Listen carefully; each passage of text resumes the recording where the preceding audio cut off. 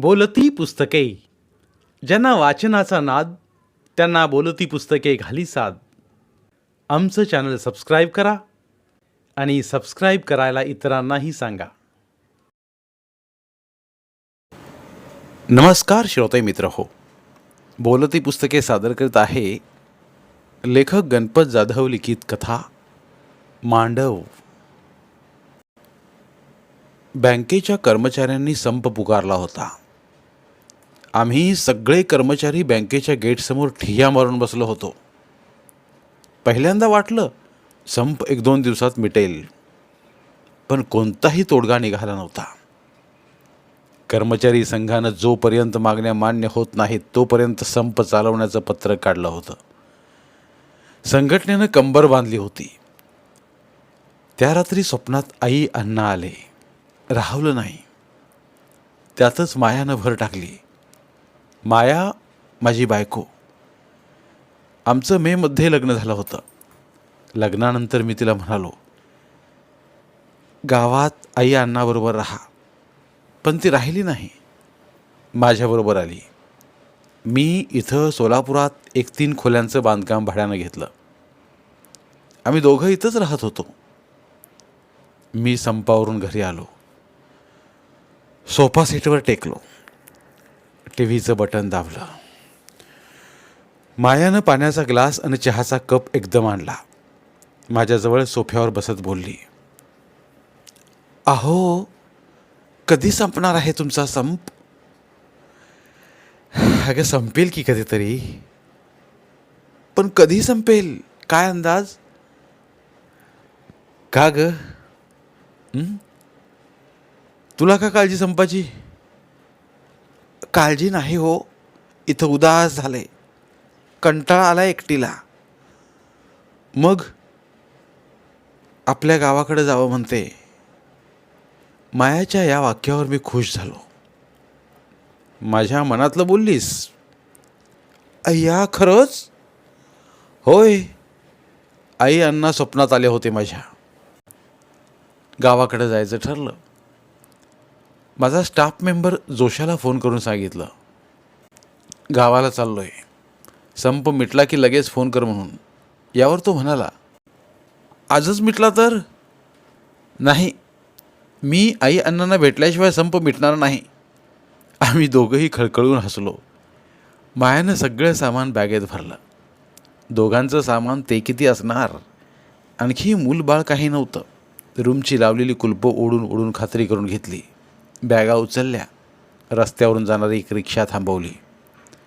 रस्त्यातल्या खड्ड्यात आपटत रिक्षा पांजरापोळाकडे पळू लागली. गावाकडे जाणाऱ्या एसटीत बसलो. गावाच्या वाटेवरची झाडं झुडपं ओळख देऊ लागली. एसटीच्या खिडकीतून वारा आत शिरत होता. मनात विचार आला, जोशाचं खरं झालं तर याच पावली आपल्याला माघारी फिरावं लागेल. माया गप्प बसली होती. माणसं चढत उतरत होती. ओढ्याच्या पुलावरनं एसटी धावत होती. आता गाव नजरेत भरू लागला. वेगात चाललेली एसटी आपला वेग हळूहळू कमी करीत थांबली. आम्हाला अचानक दारात बघून आई गडबडल्यागत झाली. अगं बाई म्हणत लगेच स्वयंपाकघरात घुसली. टोपल्यातली अर्धी भाकरी पाण्याने भिजवून आमच्यावरून ओवाळून टाकली. आम्ही खोलीत गेलो. अण्णा घरात नव्हते. आईनं दिलेला चहा आम्ही संपवला. खाटेवरच्या गादीवर अंग टाकलं. सगळ्या गल्लीत कालवा झाला आम्ही आल्याचा. चुलत भावांच्या झाडाखाली खेळणाऱ्या पोरांनी काका आले, काका आले म्हणून ओरडायला सुरुवात केली होती. घरी असणाऱ्या साऱ्या भावजया पळतच आल्या. पोरा ठोराने खोली गच्च भरली.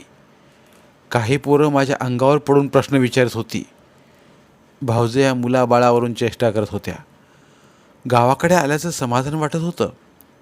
संध्याकाळी खाणं पिणं झालं. भावांबरोबर जरा गप्पा मारल्या. दुसरा दिवसही मजेत चालला. मायाला घेऊन मळ्यात गेलो. मायाला सगळा मळा फिरवून दाखवला. खालच्या बांधावर अण्णांनी लावलेल्या आंब्याच्या कैऱ्या खाल्ल्या. पाय दुखू लागले होते. आता सवय मोडली होती फिरायची. घरी आल्यावर आईनं गरम केलेल्या पाण्यानं हातपाय धुतले. जेवणात आईनं गव्हाची खीर केली होती. गव्हाची खीर मला खूप आवडते. मी भरपेट जेवण केलं. पोट भरल्यानं जडावल्या गत वाटत होतं. माझ्या खोलीत जाऊन गादीवर पडून राहिलो. काल येताना स्टँडवर घेतलेलं पुस्तक उघडलं. शिवाजी राजांच्या एका एका किल्ल्याचं वर्णन वाचताना इतिहासात हरवत चाललो. राजाच्या शिबंदीतला शिपाई होऊन किल्ल्याच्या कडानकडा तुडवू लागलो. हातातली तलवार गर्र गर्र फिरवू लागलो. एवढ्यात अण्णांचा आवाज कानावर आला. मी इतिहासाच्या तंद्रीतून बाहेर आलो. राया! परत एकदा अण्णांचा आवाज. माझं नाव रावसाहेब, पण अण्णा मला लाडानं राया म्हणायचे. राया हे अण्णांच्या आवडीचं नाव. एवढ्यात अण्णाच दारात आले. राया, झोपलास काय? नाही, या अण्णा. मी सावरून बसलो. खाटेच्या कोपऱ्यावर बघत अण्णा बोलले, कधी जाणार आहेस परत? काही सांगता येत नाही. मग उद्या एक काम कर. कोणतं? उद्या शिंदेवाडीला तुझ्या मामाच्या साडूच्या पोराचं लग्न आहे. मग मी काय करू म्हणता? राया, शेतात उसाची खन्नी चालू आहे. मला वेळ नाही. तू जा या लग्नाला. अण्णा, मी कशाला? तुम्हीच जावा की. मी थांबतो शेतात. अरे तुला काय जमतं इथलं? नाही जमायला काय झालं? मी केलं नाही होय शेतात? मोप केलं, पण आता तू साहेब झालायस. मी नको म्हणत होतो. अण्णा म्हणाले, जा, तुझे मामा येणार आहेत, भेटीगाठी होतील. मला आता लग्नाला जाणंच भाग होतं. अण्णा खोलीतून निघून गेले. मी परत पुस्तकाची पानं पालटली. वाचत वाचत कधी झोप लागली आणि माझ्या शेजारी माया कधी येऊन झोपली हे कळालंच नाही. दुसऱ्या दिवशी मी मायाला तयार व्हायला सांगितलं. आईनं मुर्ता घातला. ती म्हणाली, तू जा एकटा, आज घरात सुवासिनी जीव घालायच्यात. मायाच्या मनात होतं, पण नाविलाजानं ती घरी राहिली. शिंदेवाडी 40-50 किलोमीटर अंतरावरचं गाव. शिंदेवाडीला 2च एसट्या दिवसातून. त्या चुकल्या तर प्रवाशांची तारांबळ उडायची. मी गडबड केली. अण्णा मोटरसायकलने म्हणत होते, पण मला गाडी चालवण्याचा खूप कंटाळा. मी गाडी घेतली नाही, ती माझी चूकच ठरली. एवढी गडबड करूनही माझी एसटी चुकलीच. काय करावं कळेना. धावत पळत शिंदेवाडीच्या रस्त्यावर आलो. माणसांनी खचाखच भरलेली जीप सापडली. मी जीपच्या चारी बाजूनी फेरी मारली, पण बसायला जागा कुठं दिसत नव्हती. आत बसलेली माणसंच ढेकणासारखी चिमटून बसली होती. मी विचार करत होतो. ड्रायव्हर म्हणत होता, बसा पाहुणं, बसा बसा, पुढच्या गावात जागा होणार आहे. जीपच्या मागच्या पाय ठेवायच्या पत्र्यावर पाय ठेवले. दोन्ही हातांनी जीपच्या टपाची नळी पकडली. जीप सुरू झाली. आतली माणसं आपापल्याला सावरत बसून राहिली, आपल्या थांब्याची वाट बघत. जीप उघड्या नागड्या रखरखीत माळावरनं धावत होती. माझी नजर आसपास फिरत होती. आजूबाजूला माळरान, उन्हाळ्यानं वाळून गेलेली कुसळं दिसत होती सगळीकडं. कुठं कुठं त्याच कुसळावर दात खरडणारी जनावरं दिसत होती. ती काळी कुळकुळीत वाट जीपच्या पुढं पळत होती, वाकुल्या दाखवत. एखाद्या लवणात गडप होऊन कासऱ्या 2 कासऱ्यावर पुढं निघत होती. जीपचा वेग कमी कमी होत गेला. शेवटी ती धडधडत जाग्याला उभी राहिली. कोणीतरी जीपच्या आतल्या बाजूनं ओरडलं, ओ पाहुणं, उतरा की जरा खाली, आम्हाला जाऊ द्या. माझे पण हात नळ्यांना धरून धरून दुखू लागले होते. मी खाली उतरलो. हात हवेत फिरवले. जरा बरं वाटायला लागलं. जीपमधली काही माणसं उतरली. ड्रायव्हरचं खरं झालं, जागा झाली. मी जीपमध्ये बसलो. जीप परत रस्त्यावरनं पळू लागली. मी आजूबाजूला बघत राहिलो. बराच वेळ जीपचा आवाज कानात घुमत राहिला. समोरच्या बाकड्यावरचा माणूस बोलला, पाहुणं, कुणीकडं म्हणायचं? शिंदेवाडीला. आ, आमच्याच गावाला की. कुणाकडं हो? मला पाहुण्याचं नाव माहिती नव्हतं. पत्रिकेवर पाहिलं होतं पण पण आठवत नव्हतं. मी म्हणालो, लग्नाला चाललो आहे. अरे च्या, कुंडलाच्या घरी होई. मला कुंडला कोण माहिती नसूनही मी मान हलवली. पाहुणा आहे की राव आपण. काय करताय कामधंदा? मी सोलापूरला बँकेत नोकरीला आहे. किती वर्ष झाली नोकरी लागून? 2 वर्ष झालीत. लगीन झालं का नाही? नव्ह, आमच्याकडं पुरी आहेत त्या म्हणून म्हटलं. झालंय, होऊन 7-8 महिने झालेत. यावर तो बोलणारा माणूस गप्प बसला. जीप थांबली. ज्या वेगानं माणसं जीपमध्ये चढली त्याच वेगानं उतरली देखील. मी उतरून रस्त्याच्या कडेला थांबलो. इकडं तिकडं बघू लागलो. मगाचाच तो माणूस बोलला, ओ साहेब, या या माझ्या मागनं. मी त्याच्या पाठीमागं चालत राहिलो. थोडा वेळ चालल्यावर समोर मांडव दिसू लागला. स्पीकर वाजत होता. तरी पण त्या माणसानं मांडवाकडे बोट दाखवून सांगितलं, हे मोहरं दिसतंय तेच तुमचं लगीन बघा. चला मी निघतो, मला बी यायचं आहे तांदूळ टाकायला. तो माणूस निघून गेला. समोरच्या घरा आडवळून दिसेनासा झाला तो. मी मांडवात शिरलो. माणसं इकडं तिकडं पळापळ करीत होते. दत्तू मामानं कुठून तरी मला बघितलं. पळतच माझ्याकडे आले. आई यांना का आले नाहीत म्हणून विचारलं. बऱ्या वाईटाची चौकशी केली. मामी पण भेटल्या. मांडवात गर्दी वाढत होती. रंगवलेल्या तांदळाच्या दुरड्या घेऊन पोरं गर्दीतनं फिरत होती. स्टेजवर नवरा मुलगा बसला होता. त्याच्यासमोर लग्न लावणारे काका गडबड करत होते. सामानाची मांडामांड करत होते. माईक हातात घेऊन, नवरीला लवकर घेऊन या, असं नवरीच्या मामाला सांगत होते. काकांना नवरीचे मामा कोण हेच माहीत नव्हतं. नवरीचे मामा काकांच्या शेजारीच उभे होते, निर्विकार पुतळ्यासारखे. काकानं त्याच्या नावाचा 2-4 वेळा पुकारा केला. तेव्हा खालून कोणीतरी सांगितलं, नवरीचे मामा तुमच्या शेजारीच उभे आहेत. काकांनी नवरीच्या मामाकडे पाहिलं आणि बोलले, ऐकू येतं का तुम्हाला? येतं. नवरीला आणा की लवकर, नवरीचं मेकअप चाललंय. मी सांगून सांगून कंटाळलोय. मामाचे हे शब्द ऐकून काका नुसते इकडं तिकडं बघत उभा राहिले. थोड्या वेळानं नवरी मांडवात आली. काकाने गडबडीत सुरू केलं. अर्धी वाक्य पूर्ण न करता ते पुढल्या वाक्याला गाठ घालू लागले. शेवटची मंगलाष्टका. लोकांनी आपापल्या हातातल्या तांदळाची खात्री करून घेतली. नवरा नवरीच्या डोक्यावर अक्षता उधळायला तयार झाले. काकांच्या शेवटच्या शब्दासरची सगळ्या मांडवात तांदूळ विस्कटलं. मी बोहल्यावरच्या हालचालींकडे पाहत होतो. इतक्यात गपकन कुणीतरी माझा हात धरला.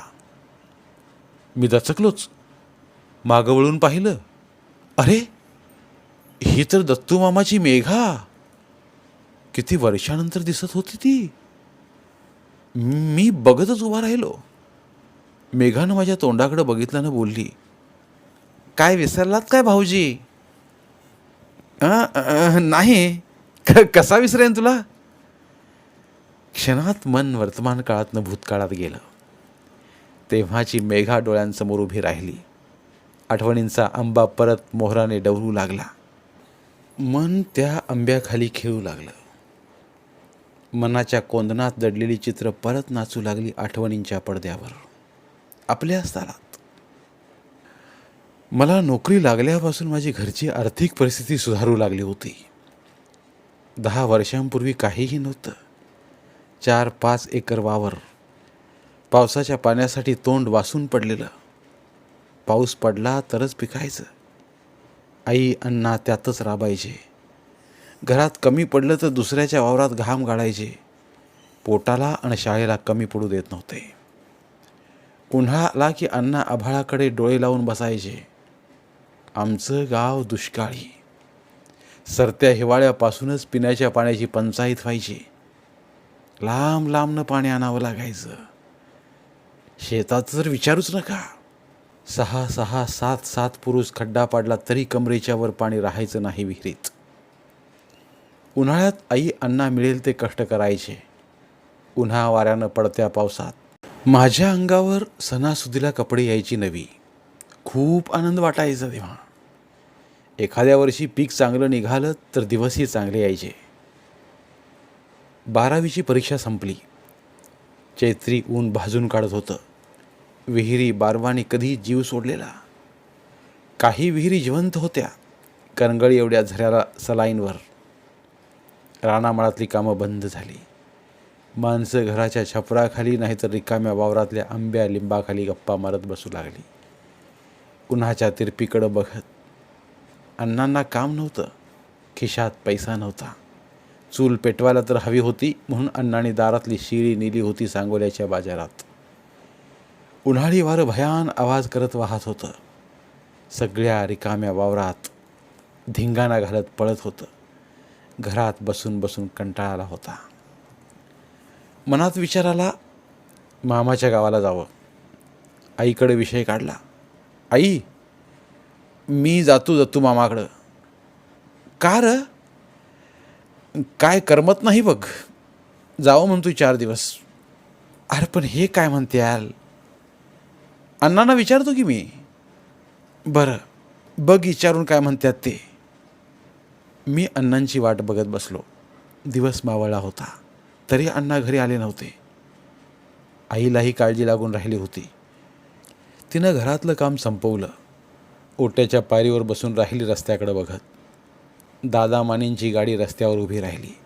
त्यातून उतरणाऱ्या अण्णांना बघून बरं वाटलं. अण्णा खूप कंटाळून आले होते. त्यांच्या चेहऱ्यावरही निराशा दिसत होती. आईनं चहा दिला. अण्णाने 1 कप संपवून दुसरा कप भरून चहा आईकडून मागून घेतला. मी उठलो. उगाच दगडांच्या रचल्या खिडक्यांकडे जाऊन आलो. अण्णांना आता बोलावं का नको असं वाटत होतं. अण्णा वैतागल्यासारखे दिसत होते. जेवताना मी विषय काढलाच. अण्णा, काय काम आहे माझं? मग सांग की. पण तुम्ही होय म्हणा. अरे सांगायच्या आधीच कसा होय म्हणू? बोल की. त्यो धायटीला जायचं म्हणतो या दत्तुकडं. आईनं माझ्या आधी सांगून टाकलं. कशाला? इथं काय कर्मना आणि लय वर्ष झाली मामाकडे जाऊन, म्हणून जावं म्हणतोय. अण्णा शांत बसले. ते बराच वेळ विचार करत असल्यासारखे दिसले. मला वाटलं अण्णा पाठवणार नाहीत, पण थोड्या वेळानं ते बोलले. जातोय तर जा, पण फार दिवस राहू नकोस. बरं दिसत नाही पाहुण्याच्या दारात राहणं. मला अण्णांनी होकार भरल्यामुळं आनंद झाला होता. बुधवारी अण्णा पैसे देतो म्हणाले.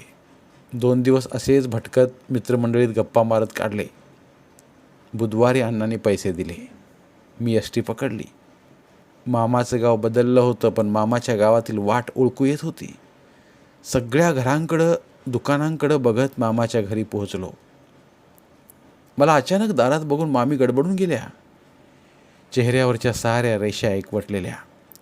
त्यांनी पाण्याचा तांब्या माझ्या हातात दिला आणि बोलल्या, का व असं अचानक? आलोय तुमच्याकडंच, आठवण आली म्हणून. मामीच्या चेहऱ्यावरच्या ताणलेल्या सगळ्या रेषा ढिल्या पडल्या आणि म्हणाल्या, असं होय, माझ्या मनात भलतंच आलं बाई. असा अमन धपक्या दारात उभा राहिलेला पाहुणा गोंधळात टाकतो घरातल्या लोकांना. आता फोन मोबाईल झालेत सगळीकडं, तरी पण असा माणूस काही वाईट सांगावा घेऊन आला की काय अशी शंका निर्माण होते. मी हातातली पिशवी खाली ठेवली. तसाच उभा राहिलो, आजूबाजूचा परिसर न्याहाळत. मामी म्हणाल्या, जावई बापू उभं का? बसा की. होय. मी अंतरल्या घोंगड्यावर बसलो.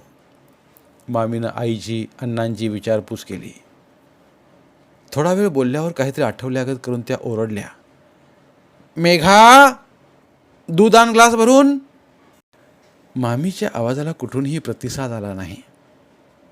मला शंका वाटू लागली. मामीनं कुणाला आवाज दिला याची. थोडा वेळ गेला. एक 16-17 वर्षाची पोरगी दुधाचा ग्लास घेऊन आली. माझ्याकडं न बघता दुधाचा ग्लास माझ्यासमोर धरला. मी काहीही न बोलता तो घेतला. मी त्या पोरीकडे बघू लागलो. आम्ही मामाच्या गावाला जास्त येत नव्हतो. काही काम असलं तर आईच यायची कधीतरी. मी आठवण्याचा प्रयत्न केला. मी 7वी-8वीला आलो होतो. त्यावेळी एवढीशी दिसणारी ही पोरगी आज ओळखायलाही येत नव्हती. दत्तू मामानं आल्यावर आई अण्णांची चौकशी केली. इतर मामा मामींनाही चहा प्यायला बोलावलं. मामी चपात्या करत होत्या. दत्तू मामा उठले. काळोखात गडप झाले. थोड्या वेळानं आल्या हातात काहीतरी घेऊन. धोत्राचा सोगा उलगडला. मोठाले 10-12 आंबे इकडे तिकडे घरगळले. दत्तू मामाने आंबे चांगले धुवून तवलीत घट्ट मुठ्ठ रस काढला. दत्तू मामाचं घर आमच्या घरापेक्षा पैशा अडक्यानं सुखी होतं. मामाचा मोठा मळा होता. 2 विहिरी. उन्हाळ्यातही पाणी निघत नव्हतं विहिरीतलं.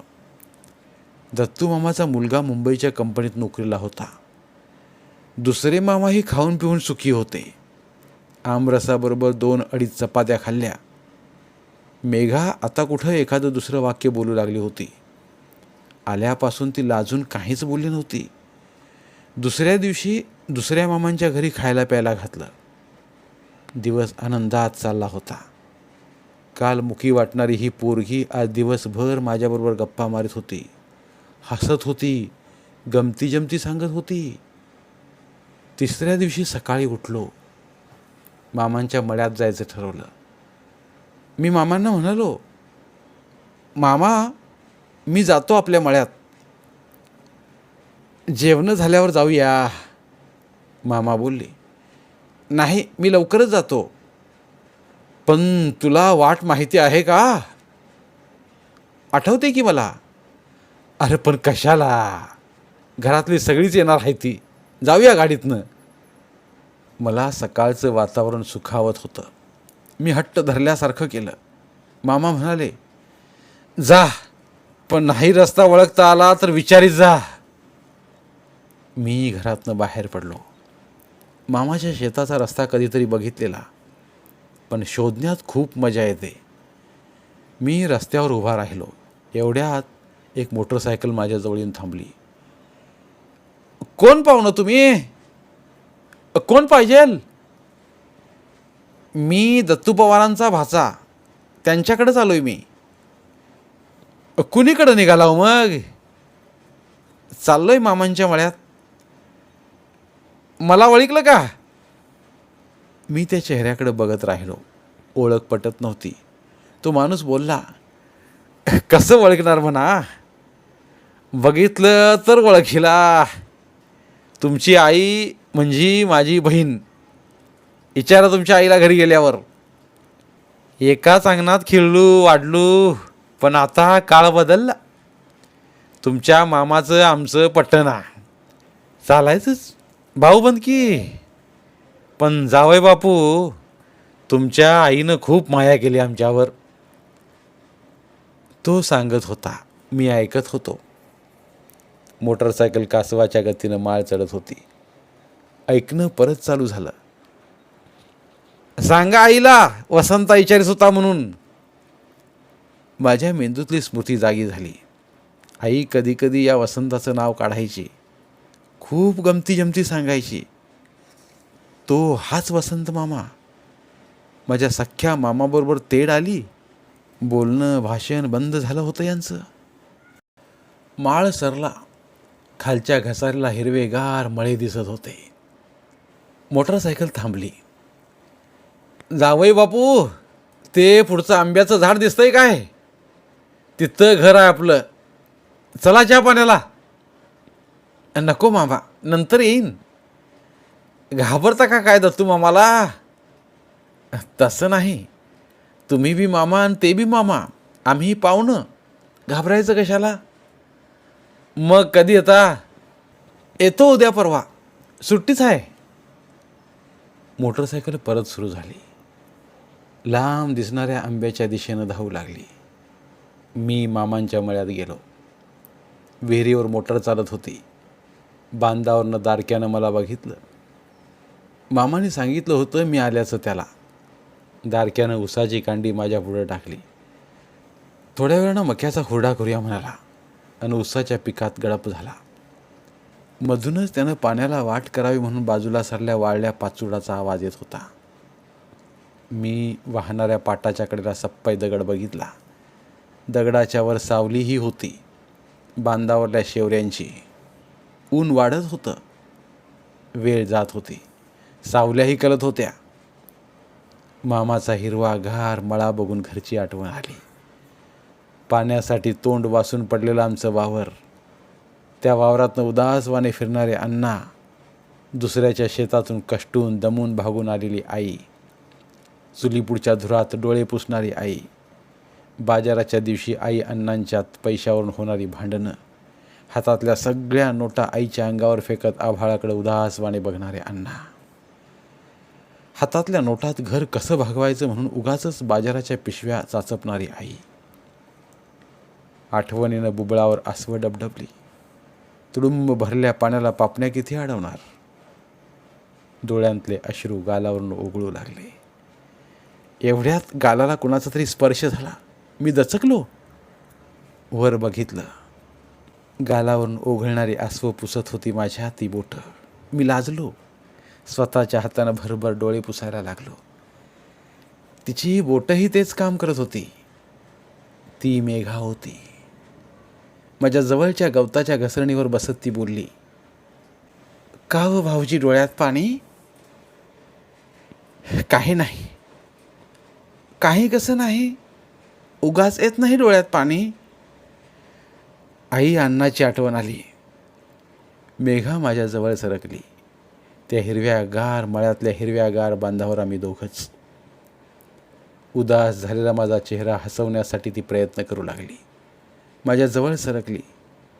माझ्या खांद्याच्या कडेवर डोकं टेकवलं. तिची मऊ रेशमी केस माझ्या उघड्या मानेवर गुदगुल्या करू लागली.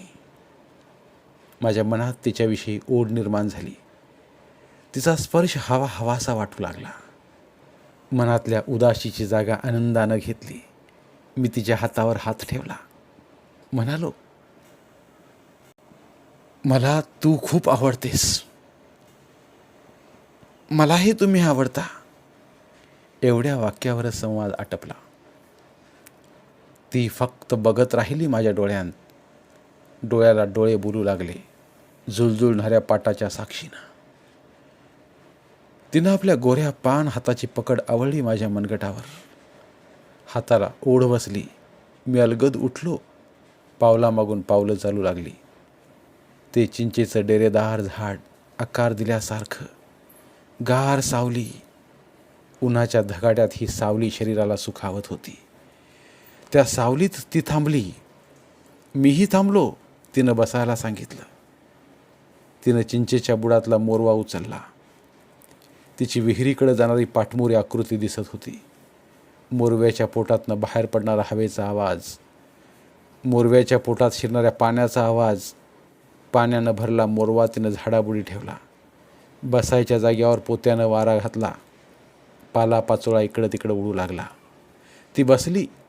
चिरगोटाच्या गाठी सुटल्या. मोरव्याची झाकणी माझ्यासमोर मांडली. स्टीलच्या डब्यातलं पांढरं शिपट दही झाकणीत ओतलं.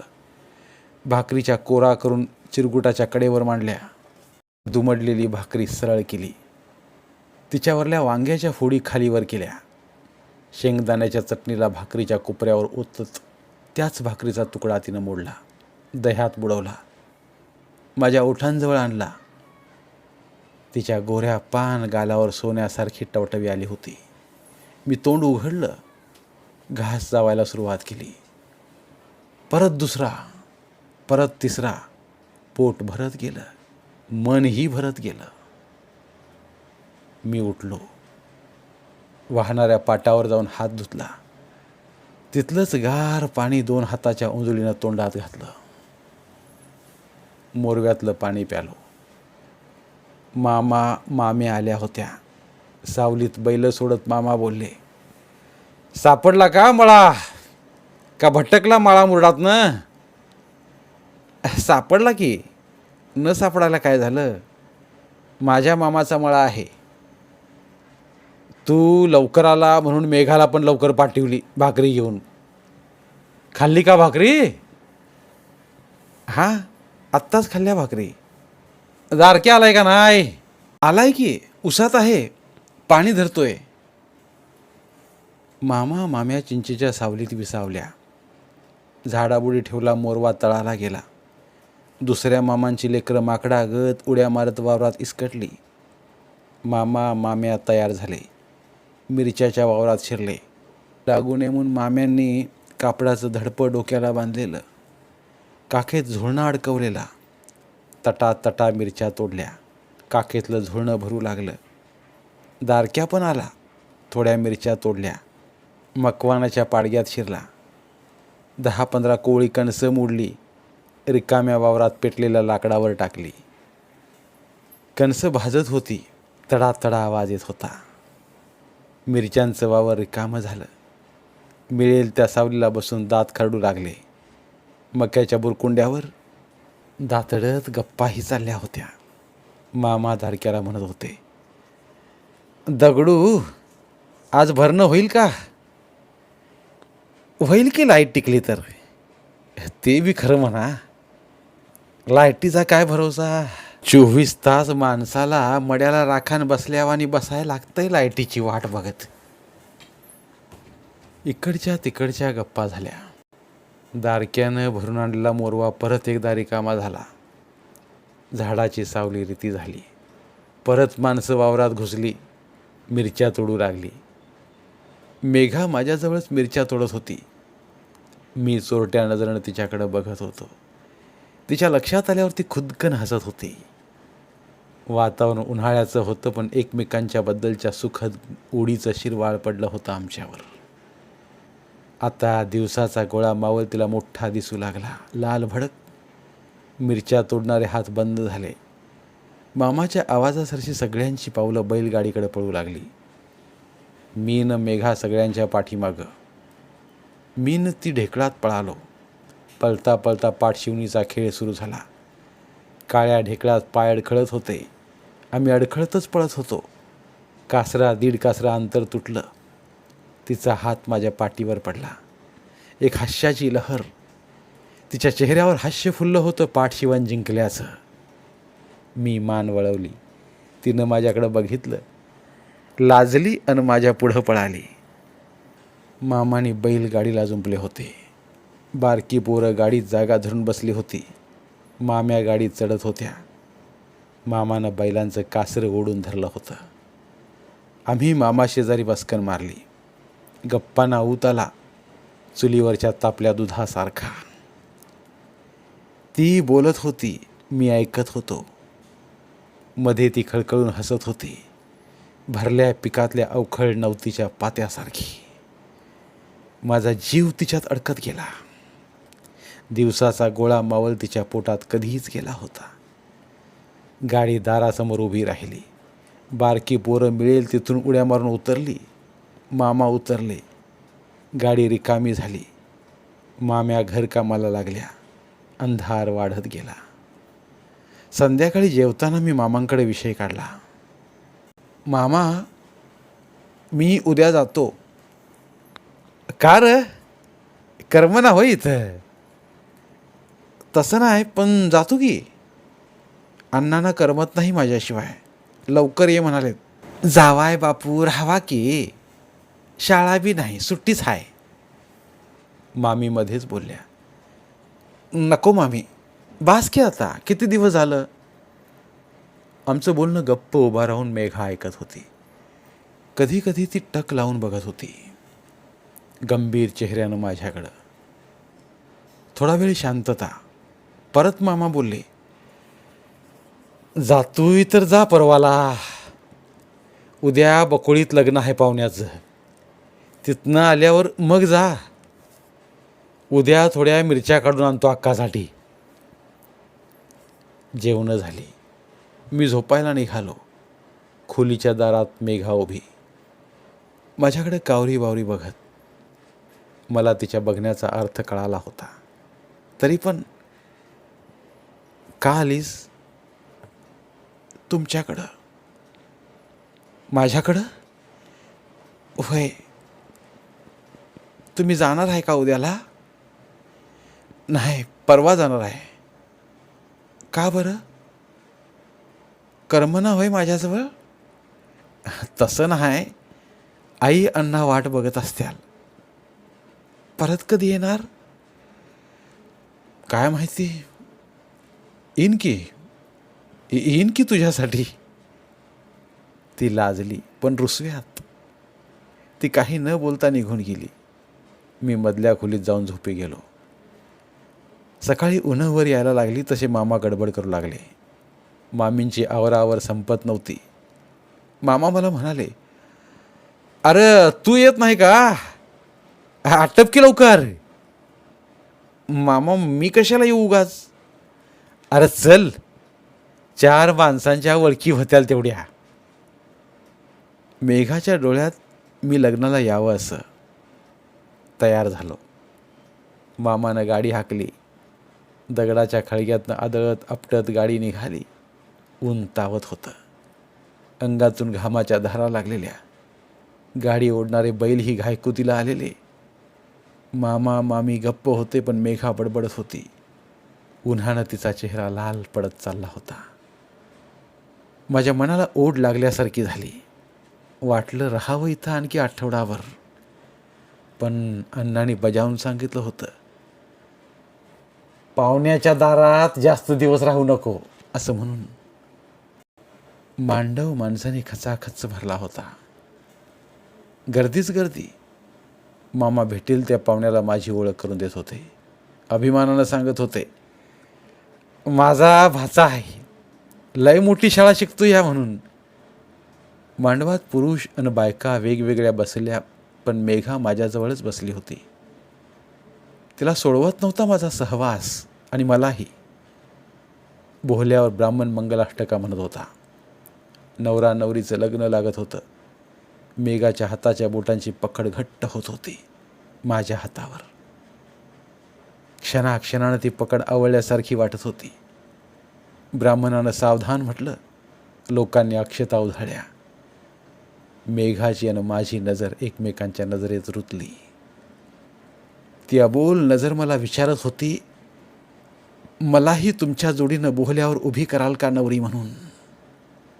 आणि मी काहीच बोललो नाही. जेवणाच्या पंक्ती उठत होत्या, नव्यानं बसत होत्या. मला जेवणात रस नव्हता. कसा तरी घासवर खाल्ला. परतीच्या वाटेला गाडी चालू लागली. सकाळ उजाडली. मी जायला निघालो. मामा माम्या निरोप द्यायला आलेल्या, पण मेघा दिसत नव्हती. मी डोळ्याच्या बाहुल्या विस्पारून तिला शोधत होतो. ती आली अगदी शेवटच्या क्षणी. क्षणभरच माझ्याकडे बघितलं तिने. गडप झाली ती, परत दिसलीच नाही. महिन्यांमागून महिने गेले, वर्षांमागून वर्ष. मी पुढं पुण्याला शिकायला गेलो. मेघाची आठवण पुसट होत चालली होती. मध्ये कधीतरी घरी आल्यावर आई म्हणाली होती, दत्तू मामाच्या मेघाचं लग्न झालं म्हणून. पण त्याचं काही वाटलं नव्हतं मला. पुढे मी नोकरीला लागलो. मायासारखी सुंदर बायको मिळाली. मेघाला विसरलो होतो, पण आज ती अचानक माझा हात धरून ओळखलं का नाही असं म्हणत होती. तिच्यात कितीतरी बदल झाला होता. मी तिच्या नजरेतील नजर सोडवली. माझ्या हातावरचा तिचा हात अलगद बाजूला केला. नजर मांडवावर खिळवली. मांडवातच तिच्या हाताचा स्पर्श हवा हवा वाटत होता. कधी काळी आणि मांडवातच तिचा हात मी बाजूला करत होतो आज.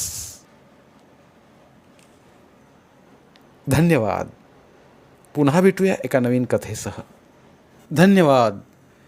बोलती पुस्तके श्रोते मित्रांसाठी मराठी साहित्याचा खजिना फक्त 59 रुपयात. फक्त 59 रुपये माफक फी भरून आमच्या साहित्यरत्न या चॅनलचे सभासद व्हा व भरपूर मराठी ऑडिओ बुक्सचा आस्वाद घ्या.